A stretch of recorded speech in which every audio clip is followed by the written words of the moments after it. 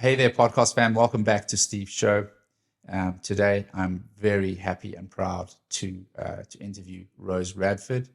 She's got an incredible story, working her way up to McKinsey and going from McKinsey and deciding that the best path for her was entrepreneurship. She's an award-winning CEO of the Millionaire Girl Next Door. She's founded a company that helps other women establish their businesses and run those businesses more efficiently. She teaches you how to build incredible sales pipelines. But more than that, she's an authentic leader. She's completely approachable, very funny, and very confident. She brings a huge amount of energy, which was inspiring to participate with her, and really difficult to keep up.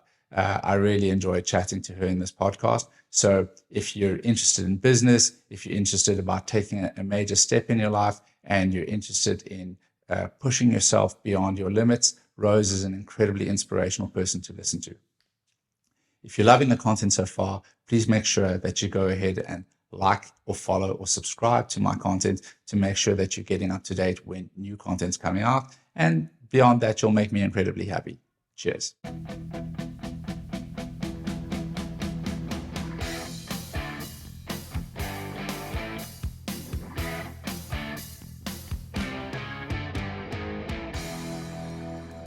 Welcome to the show. I said I was going to do that, but Rose is here, and I'm so happy to have you. Rose, I was saying before we started recording is that your journey for me has like really been quite impressive. You've got McKinsey in there, then you've sort of pioneered the $1 Million Girl Next Door. Maybe you can just talk about what that is, what the Millionaire Girl Next Door is, and how it actually works, and what the journey from McKinsey was like. Of course, I realize my brand name is a bit of a mouthful. Yes. Millionaire Girl Next Door. Yeah, Yes. it's quite something. Yes. But actually it really encapsulates this beautiful dichotomy of millionaire, maybe let's say luxury or high-end, aspirational, with very basic girl next door, super ordinary, will wear clothes from Zara and that'll be it kind of thing. Yeah. And so the Millionaire Girl Next Door is really a culmination of like what my life looks like, and knowing that so many other women out there also desire their version of success without needing to be over the top with it or flash it, but to be kind of like that secret millionaire girl next door nobody really knows about, but is feeling very satisfied with her success. So that's what the brand is about, but that's obviously where we are right now, and that's not how things looked when I first started the business nearly 6 years ago now. So as you said, I was a McKinsey strategy consultant when I first started my career. In fact, I ended up being the first female undergraduate from the University of Bath, which is not really a target university for McKinsey, to land a graduate job into McKinsey at the time. I couldn't find anybody else like me. And of course, that then led to this feeling of being a massive imposter. And I'll be honest with you, I spent the first month at least at McKinsey expecting an email in my inbox saying, "Sorry, Rose, we made a hiring mistake. We've got to let you go."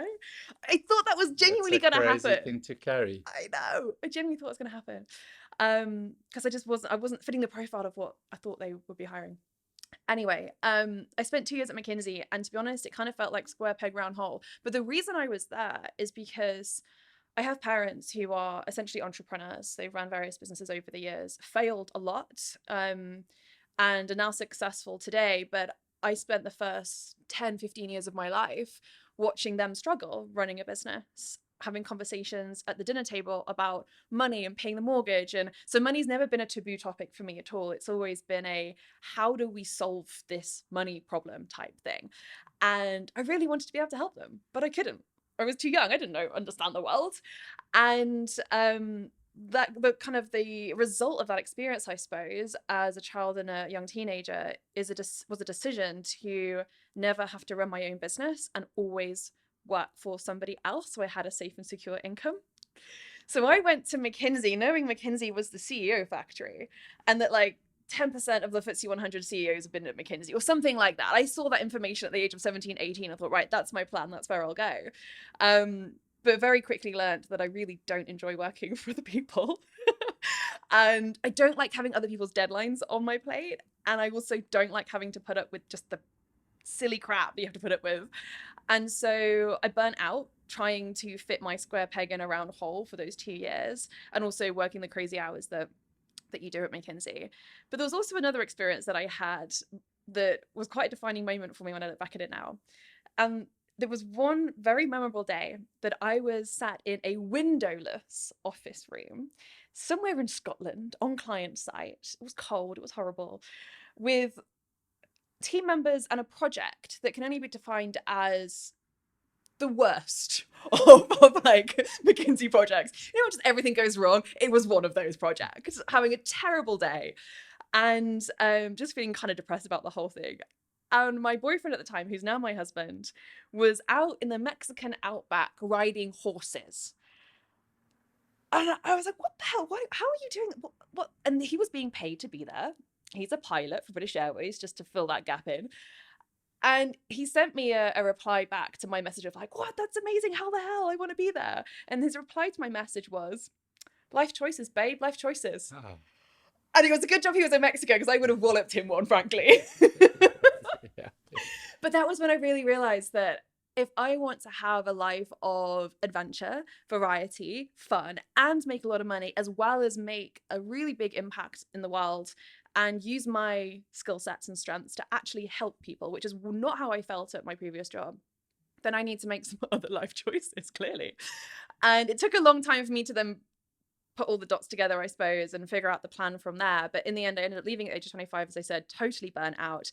And it's probably spent about 2 years rebuilding who I was before then the business really took off. Because those first 2 years of business are really hard. You don't know what you're doing, how you're doing it, what you're selling, who you're helping, how to even charge any money. And I had a lot of healing work to do as well in those first couple of years. And then 2020, things really took off for me. And I guess it's kind of looked like it's been an overnight success, but it took years to get there. Yeah, I think that's always it. You get the Instagram version of the stuff, and we're sort of seeing you at kind of like in a peaking curve and thinking, wow, you know, it looks so easy, but there is a certain amount of grind. Yeah. And just on the healing bit, you know, like, what was the healing for you? What was it that you did?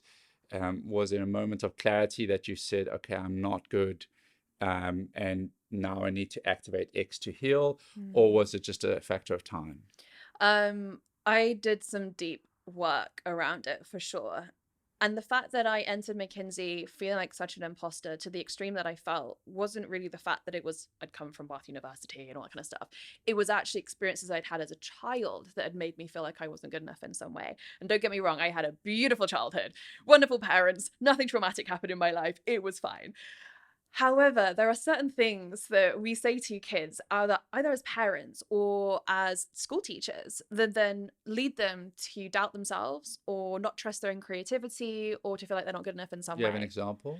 Oh, I do. The first time I ever did a test at school, let's say 5, 6 years old, the first time that you get measured as a human, pretty much. And I got something like 9 out of 10, let's say, like a pretty high score that I was really pleased with.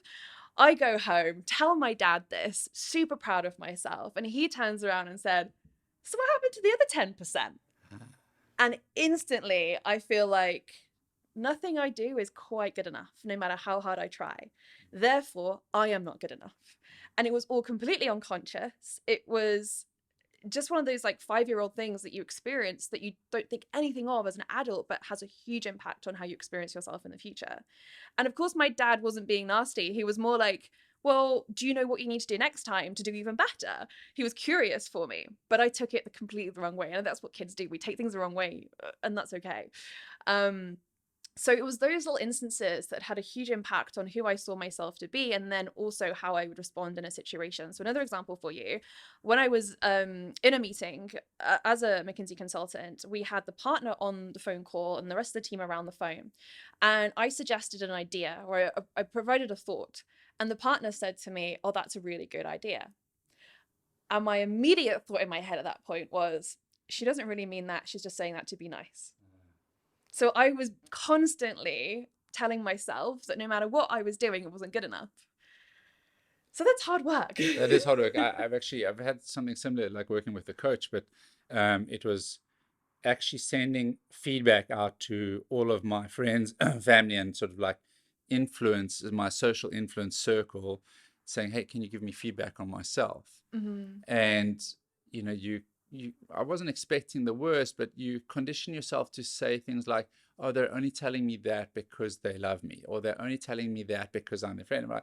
Yeah. Actually, they're your friend, or they love you because of those things, right? Like, Mm-hmm. and so when I got this great feedback from, and there was this common thread, I was like, okay, you need to start listening to that. Like, that's the change. You have to, like, people are not just going to say that for nothing. And I also Uh-huh. tried to put in people who would be very brutal and very honest. And I got some really honest and sort of constructive feedback. But the main thing I got back is like, okay, the things that people tell you are actually true, and if you believe them yourself, that's going to only serve you. There's no reason to not believe it. You know. Yeah. Yeah. Yeah. Absolutely. And so, and the deep work, just going back to that. So what was some of the deep work that you said, okay, I know that there's some damage here. I need to Mm-hmm. work on this stuff. Yeah, so I called it putting myself in the slammer every Friday morning, which Oh, wow. looked like working with a coach one-to-one, going back into these instances, into these memories, figuring out why is it that, let's say, this client that's just said something to me this week is making me feel this way. Well, let's go and backtrack that to the experience I had as a child. And even though people that are listening right now might think, well, I can't remember all the things that happened to me as a child. You remember, you figure it out in the end. You sit there long enough, it's like, oh, that conversation I had, or like that thing that happened to me. And you can go back and heal that moment, and then it impacts everything after that. And it's heavy work. It can be really tiring. I was bawling my eyes out a lot of the time because there's so much emotion attached to those instances. And it's just so worth it. The way I saw it was I could take my bag of SHIT with me, all this baggage with me, to my £1 million company, $1 million company, and all the success that I desire, trying to carry it up this hill. Or I can just like let the bag go and go up the hill anyway. And I knew the latter was going to be so much more easy. So that's why I decided to do the work, and I'm really glad I did. Yeah, that's awesome. Yeah, I think that also, like, the setup of these things, like McKinsey is a big accomplishment. Like, right, like it's got all of the factors in terms of the CEO works a factory and whatever it is. Like, just the accolade itself is pressure. And I think that a lot of people can sort of walk into these things and sort of set themselves up for failure on that stuff. Like, it is how it is. Sort of the same thing with me working. Like, I was working in a unicorn. The founder asked me personally, will I go to India and work with him there? And that immediately was the pressure. Now I have to perform here. And then arriving there, like, oh, it's India. I don't know anything about the market. Like, it's just so many things that I started to like manufacture that actually it ended up with a massive anxiety breakdown for me that then I had to sort of recalibrate and work through, which was good. But we can set ourselves up for this in many ways by just not understanding how sort of our psychology works. Yeah. And have you identified anything like specifically about how you work now that you said, like, these are things, this is how I work and this is how I model myself? Yeah. So I run a business right now that has a team. I'm serving between 30 and 60 clients at any one time that I have almost weekly interactions with. And almost all those clients are older than me. And they all bring me their problems to help them solve. So I'm constantly problem solving. And then also problem solving with the team to a certain degree as well. And so I think I probably got pretty good at finding clarity in the chaos, cutting right to the source of something, and finding a solution really fast and moving forwards from a deep sense of inner confidence, inner peace, and conviction. And that's quite magnetizing, I think, to people. And that's not because I've decided one day that I'm good enough, but because I really did the work and earned the right to feel like I believe in what I'm saying here. And I think sometimes we end up with two types of people. One type that really doubts themselves, really has like a deep confidence like lack there in one way or another, which is what I was before. And we also have a different type of person that just kind of believes they're the absolute bee's knees and doesn't necessarily have the emotional intelligence around what they're saying and how they're saying it. And I think those people that are at the beginning that have worked their way into having deep senses of confidence come from a completely different place within themselves. So yeah, I'm really proud of what we've now created off the back of that inner work as a team as well, because I'm definitely not doing it on my own. Yeah, that's awesome. And so Millionaire Girl Next Door, my summary understanding of it is that you empower women to build their coaching business. Is that correct? Yeah, so it kind of started with serving coaches. However, the word coach is a very broad term. Yes. It can mean so many different things. And so really I see the women that I support as experts in their own right in some way. Everything from fertility coaching, postpartum, doulas, all those sorts of things, to weight loss, menopause, hormonal changes people are being supported with, obviously business and relationship coaching. We've got people that are in like change management certifications and helping people prevent getting cancer in the future. And it's like, it's wild. The number of niches I end up supporting is incredible. So I think the word coach doesn't quite encapsulate it enough anymore. Almost like practitioner maybe, or Yeah, something, you know, it's I think broader. so. Like experts that are really here to help other people. And they often have one thing in common, and that is their marketing and sales skill set isn't where they want it to be able to reach the people they want to reach and make the money they want to make. And that is, I guess, the hole that I'm able to equip them, like fill and like equip them with, so then they can go on and create the income and the success that they want. So that very much looks like equipping them with understanding of online marketing, social media, running ads, copywriting, funnels, all that good stuff that really is the toolkit to be able to grow an online business. So that's like the one thing that I just noticed, like what you're talking about is applicable to more than just women. So what was the decision to focus on women? Like why that angle? Like no anything about it. It just like when I came about, like, geez, I could use that. That sounds amazing. And if I want to develop this, so what was the decision behind that? So it was a piece of data that I came across about a year or two after leaving McKinsey, and we know that there is a corporate salary gender gap, right? I think it's around 17-18%, depending on what data set you look at. But what is less broadcasted is the income gap between men and women in the entrepreneurial space. And that's reported to be around 10% more. So we're looking at like 25 to 30% being the income gap. Even when you control for things like industry, time in business, like all these different things you can basically control for, you're like, there's still an income gap here. And that really annoyed me, especially when I come across so many capable women that simply are not making the money that they could be and should be. It kind of angers me, irritates me. What is the main reason that exists? Like why? It just doesn't make sense that if you both, like, if you're calling the shots yourself, why are you earning less? It's multifaceted. The problem is like a combination of different things. I think on a fundamental level, we as women in society are not socialized to feel comfortable taking and wielding power in some way. We are considered, let's say, the bitch or the person that's on like a power trip. And we know this based on, funnily enough, McKinsey research, that a man in power is more likable than a woman in equivalent levels of power. And so when we think about money, what's money? Money is power a lot of the time. It gives us choice. It gives us an ability to change things.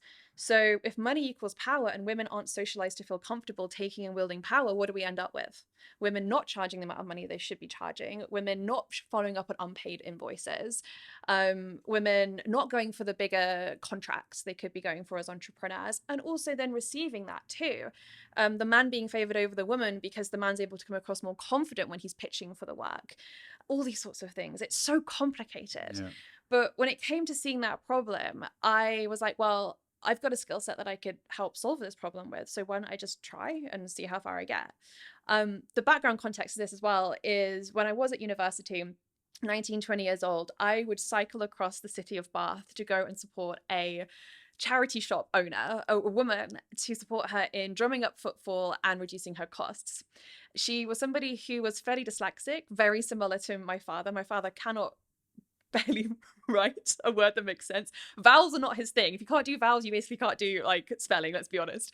But he's gone and built, and my mother have gone and built an extraordinarily successful business. So I think part of me was like, wow, I get to help this woman, and I also going to get to help my father in some way. So there's a real deep connection there. I was doing it completely for free because it was fun. So if I started doing this at the age of 19, you can tell there's a bit of a thread here of like really loving, deeply being really like in love with the opportunity to support other entrepreneurs on actually reaching their full potential on a one-to-one basis. It just fills me up so much. That's awesome. And that, you know, you talk about the data that sort of supports that. If I can summarize this, maybe not damage through the summary, but it sounds like women are psychologically conditioned to not go after the things they should go after Mm. because of society, whatever the rules are, Mhm. etc. So if she's seen to be, I don't know, what's on a power trip or whatever, because she's asking you to pay the invoices, she tends to not ask you to pay the invoices. So Mhm. is that the common thing you find in terms of optimizing them? Is that condition them to say, hey, it's okay to ask for these things, it's okay to take the shots that you want to take? Yeah, and it's also okay to say no Yeah. in the context of, well, somebody's booked a sales call with me, but they've already told me they don't have the money and they can't like pay me or move forwards. And so I go back with, well, do you want to take the sales call then? Well, I feel like I'll be mean if, or like she won't like me if I don't, or whatever, right? You see, like it ends up being quite an emotional piece to it. And it's just like sometimes it's as basic as encouraging people to put the boundary in place and say, no, I'm not going to spend my time on that. Whereas I think maybe in some cases other men would be like, sod it, it's not worth my time, I'll just move on to the next person. Yeah, definitely not me. I panic about people liking me. It's the current psychological book I'm reading about, like being okay with not being liked. It's that's a thing for me to say, and it gives a lot of freedom to say, well, I'm not doing that. And you end up chasing relationships you shouldn't chase. You end up chasing opportunities or supporting opportunities you shouldn't be supporting, and it generates a lot of life pressure for you. So it's quite crazy. And so, but you've also written a book. I did. Yes. I ordered the book, by the way. Did you? I thought it would arrive by yesterday. Amazon said it would come, but it hasn't come. But the Evergreen Revolution. Right? Yeah, that's right. We can't trust Amazon in Portugal. It's like it said it would be here. It's not here. But no. But to be honest, if it did arrive, I wouldn't have read it in time. So like, that's right. I would have just put it on the table and say, "Look, I bought your book."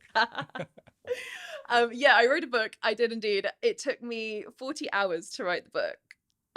40 hours? 40 hours, yeah. Over the period of 2 months. So January, February this year.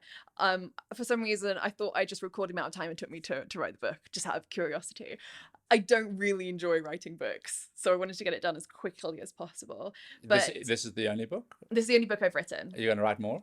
I don't think so. Okay. Yeah, right. Unless we can turn like podcasts and other stuff like that, which is essentially what I did. I went and took a lot of my thought leadership that I've already put out there into the world and put it into book format and added some other bits and pieces in there, which is why it was fairly quick to get it out there. But yeah, we hit Amazon bestseller in 3 categories by lunchtime on the launch date. And I was like, great, job done, let's go out for lunch. So yeah, it's been good fun. So tell me more about the book. Is it's sort of follow on to the business, or how does it? What does it do? So I guess it's probably the best way to describe it is a whole combination of my thought leadership in the industry so far. And if you're aware of what the online industry typically looks like, you'll know that a lot of online entrepreneurs will do things called launches, where they will open cart, let's say, to a new program, a course, a coaching program, a mastermind, something like that, and then they'll close cart on it after 2 weeks.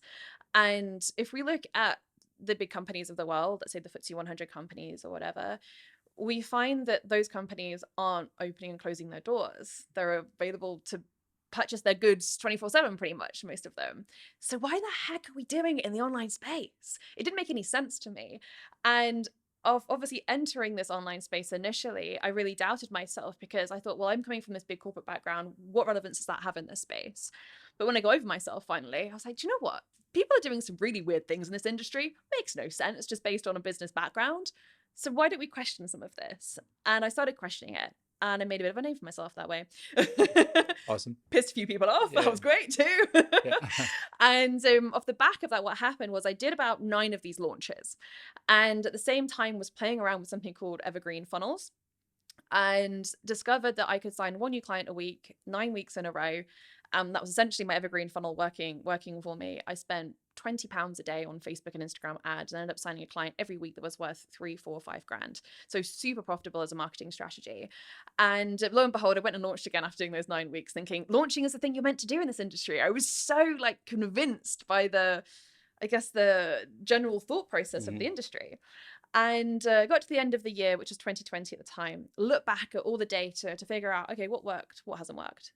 And I discovered that the months in which I was launching were the most high pressure, stressful, long working, high cost as well, because you end up spending more money on assistants, ads, like all these extra things that a launch needs.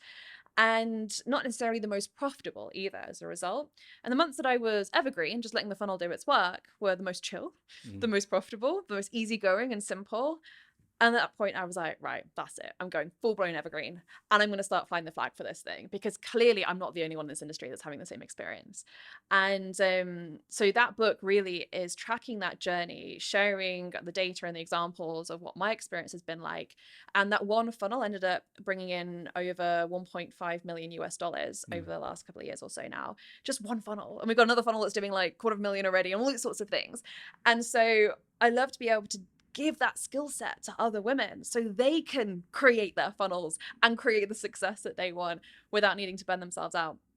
I also had a really beautiful conversation with a client of mine yesterday who just finished up in my 12-month program.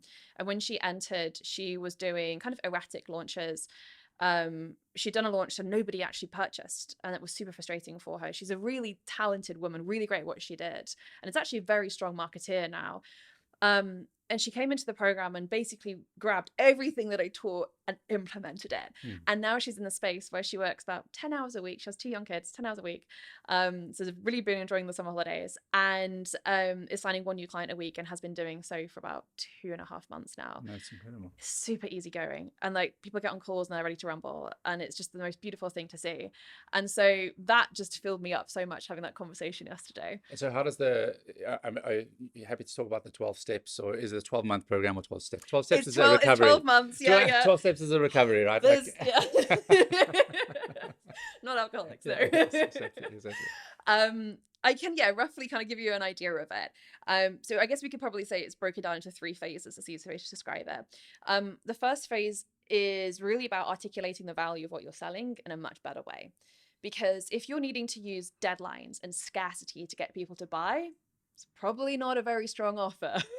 We probably need to sharpen the offer first, so people don't need their hand forced, let's say, to make them invest and buy from you. So that's the first thing. And then we do something called a live funnel test, which is essentially checking that your funnel, your evergreen funnel, works in a live environment. That allows you to get feedback, data, immediate results, see if it works. So what does a live environment mean? So that would be like a live masterclass or webinar, like a live training you're delivering. And off the back of that training, I then debrief it with my clients, and we said, what worked, what didn't, what converted, what did you get people on the calls that you want to work with them, or is it like completely off the mark? And normally there's a few tweaks to make. And then they run it again just to be sure, or they go and evergreen it straight away. So we're then in phase 2 at that point. You've evergreened it. Then the big task here is a couple of things. First is getting enough traffic through the front end. So you're looking at obviously social media traffic, but also ads as well. We do Instagram and Facebook ads, and also Google ads can be really powerful depending on the niche. And on top of that, partnership traffic, where you're using other people's audiences. So traffic is a big chunk of thing to get right. And then the second thing when you're evergreen is nailing down your buyer decision-making process. And the best way for me to describe that, and this is relevant no matter what you are selling at the end of the day, is, let's say a new person enters your world and they might be considering working with you, who knows, but they're really cold and fresh to your world. Like maybe found you on Instagram, found your website, whatever it might be. They have a certain set of beliefs about you, the world, themselves, what you're selling. Now, if we imagine the person that's just signed up to work with you, just paid you, ready to rumble, they have a different set of beliefs about you, themselves, the world, and the work that you do. Because they've been through some sort of journey with you, right? Exactly. Right. Most people have no idea what that journey is or how it should look. And a lot of people will just chuck marketing out there thinking, well, that might work, it might not, or that's the latest trend, that's the thing I need to be doing. And so what I like to do is help my clients get really freaking clear on basically what the 20 things they probably need to say to get somebody from cold to essentially sold. I love the fact that rhymes. And once you do that, you then know exactly what you need to create for your marketing. And the client that I spoke to yesterday, she's about to turn 12 months old with the one webinar funnel that she built just nearly a year ago now. And that webinar funnel's obviously brought so many clients to her because she knows what to tweak to take them down the buyer decision-making process. So that's both an art and a science at the same time. You nail that, you can basically sell anything. Right. So is this, I mean, this is applicable to everything, but specifically the book, is it applicable to practitioners building themselves, or is it applicable to just building business? Probably more if you identify with being a practitioner, expert, coach, consultant, somebody that's selling knowledge and you want to do it in an online capacity and reach people across the world with it. You probably would find it useful as an entrepreneur in general, My mother read the book, found it quite helpful, and she's an entrepreneur. No, I mean, immediately what you're saying to me, and like, we as a business, we sell to our consumers, to our users. We say, hey, we want you to buy a premium subscription. We want you to be part of our community, and there's a journey we need to take them on, right? Like, and I think it's all definitely applicable, right? Like, and I think understanding or refining or defining that journey is very, very important. And specifically in terms of moving someone from a cold to a sold, uh, is there a different language in terms of things that you should say for each specific client, or do you find that there's general things that should always be said? Yeah, a bit of both. So Okay. we know, for instance, there are essentially 4 avatars, say ideal clients, for our core program. But we also know that if we speak to one of those 4, they're more likely to convert in the funnel because they're typically in a higher state of pain, or they're more likely to want to look for a solution. So we focus our funnel on that one avatar, but then the rest of our marketing will also speak to the other 3 avatars at the same time. Now, it's not to say they're particularly wildly different people. They're just people in slightly different contextual situations, but they all have very similar goals and kind of similar problems. So yeah, I think when you get down to that level of granularity, you really truly understand what people need to hear from you, and it stops you guessing as much, which is great. But yeah, we always point our funnels at the people that we know are going to most likely convert. Well, I always try to say that with my sales team is like, you should write your script and you should practice that script, and then you should go back from your sales meeting and say, did this work or did it not work? Whether you're doing a cold call in person, you say, did I clear all of the things? Because sometimes we see also with salespeople is that they come in and they do really well, but then they start doing badly. And when they do really well, they're kind of following more of the steps they taught. And when they get better, they kind of shortcut that a little bit because they're like, well, last time I said this and I got the deal. And so then they start jumping steps in terms of taking a client through the journey. And they battle to figure out what it is. And so sometimes just taking stock and saying, actually, this is what I'm kind of saying in my meetings, and this is what's missing. Even when you're pitching to raise money or whatever, it's like, we found like we create a lot of rejection early on by saying the wrong thing that would create immediate like pushback. It's like, actually, we don't even need to talk about this till the end, right? Like, and so it also just repositioning how you present yourself. Yeah, absolutely. I always slow things right down on sales calls because I'm liable to doing that as well. You want to like get straight to the point, straight to the end. So yeah, you got to like create space for it, otherwise you can sabotage it. And so what's next for you? Like, what are your key things that you're currently working on, and what's keeping you busy? I'm in a funny place right now because I've done a lot over the last couple of years. We've ran huge retreats for clients. We had like 25 clients turn up in Lisbon and run the most amazing retreats. We've obviously got the book launched and hit bestseller. I ran a huge live event in London a month or 2 ago. We've created a lot of cash flow and profit in the business. Like, there's basically tick, tick, tick, tick, tick, tick, tick at this point. And I'm like, entrepreneurship. Did I just complete it? That's obviously not what's happening. But I'm like, where do I go now? And I have this craving at the moment to simplify and delete a few things, which I've already started doing. I'm quite quick at making decisions and doing it. But I'm not sure what I'm desiring next. I'm kind of in that space, in the gap. And it's kind of fun to be there. Because I don't know what's going to happen now. Do you feel any anxiety about it, or you just completely just going with it and seeing sort of what manifests? I kind of let go a little bit. I have some idea of what we can do that I'm intrigued by and excited by, but yeah, I'm kind of just playing with the gap and enjoying going back down to like 15 hours a week working and traveling a lot more. We've been to Argentina, Uruguay, Brazil, and Canada this month, which is excessive. But like, I'm enjoying that as well. And then I'll probably get the urge to kind of jump back in and add some things to the plate again. Okay, like, I'm not busy enough or something needs to happen. But the story that you're telling me just sounds like McKinsey sucked, and then from there it's just been like nonstop on the way up. Or is it have there been some big like failures along the way that you're like, that really sucked and that was a moment of clarity for me? Yeah, I've definitely launched things and nobody's bought. I've definitely banged my head against the brick wall for a long time on a lot of things. The first 2 years were hard. There was such a lack of clarity on what I was selling, who I was selling it to, how I was doing it, so much self-doubt. and to waste essentially 2 years. I guess in hindsight it feels like a waste, but actually it probably wasn't. Yeah. Invested there. Yeah, it was tough. And then 2020 was like the turning point year to some degree. Things started to really kick off. And I think at that point I just got sick of myself.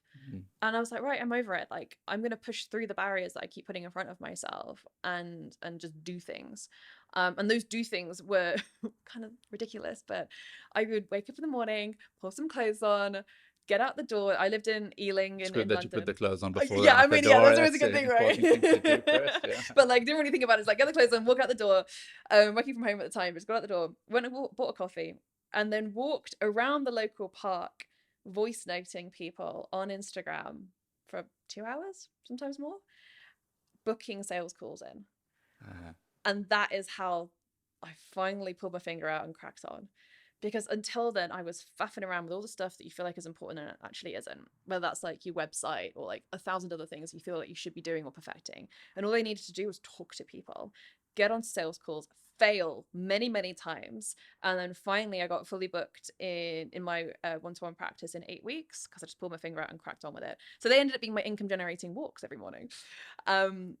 And I look back now and I realize that's what my father did when he needed to rustle up income. And I think sometimes you need to have those examples in your life to be like, oh, that's what you do when you need to make some money. And I think that's when things began to really kick off because I actually started to prioritize income generating activities. It sounds so freaking obvious now in hindsight, but you can't see the wood for your trees sometimes. So yeah, prioritizing income generating activities is like, actually, that's something that I don't think we think about when we start our businesses. We go straight to the cool stuff. Yeah. What will the website look like? What's the name gonna be?